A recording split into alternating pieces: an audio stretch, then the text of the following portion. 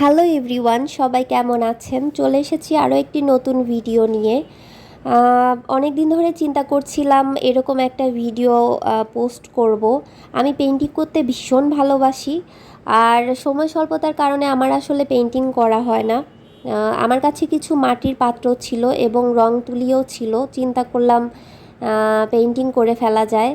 তো এই যে একটা ডিজাইন দেখতে পাচ্ছেন, এই ডিজাইনটা আসলে দেখলাম ফেসবুকে অনেক বেশি পপুলার, সবাই আর্ট করছে অনেক কিছুতেই।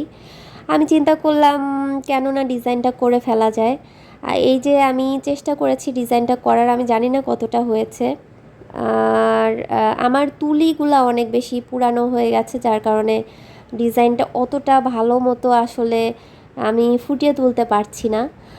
আর তুলি ভালো রাখার একটা উপায় হচ্ছে তুলি রং করার সাথে সাথেই তুলিটা ভিজিয়ে রাখতে হবে পানিতে, এবং একটা নরম কাপড় বা টিস্যু দিয়ে সেটা শুকিয়ে নিতে হবে মুছে।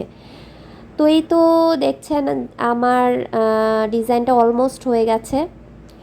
তো এটা করার পর আমি যেটা করব, এটার উপর ভার্নিশ করে ফেলবো। ভার্নিশ করলে হয় কি, জিনিসটা অনেক দিন বেশি ভালো থাকে, মানে টেকসই হয় রঙটা, আর ধুলাবালি থেকেও বেশ ভালো থাকে। তো প্রতিটা আসলে পেন্টিংয়ের উপরেই ভার্নিশ করাটা ভীষণ জরুরি। তো এই তো আমি একটা ভার্নিশ করে ফেলেছি। বাজারে অনেক রকম ভার্নিশ পাওয়া যায়, আপনারা যে কোনো একটা কিনে ইউজ করতে পারেন।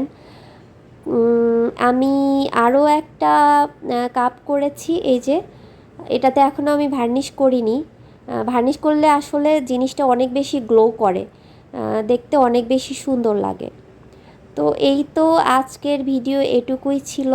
ভিডিও কেমন লাগলো অবশ্যই কমেন্ট করে জানাবেন। ভালো লাগলে লাইক করবেন। তো সবাই ভালো থাকবেন, সুস্থ থাকবেন। সে পর্যন্ত এটুকুই। আল্লাহ হাফেজ।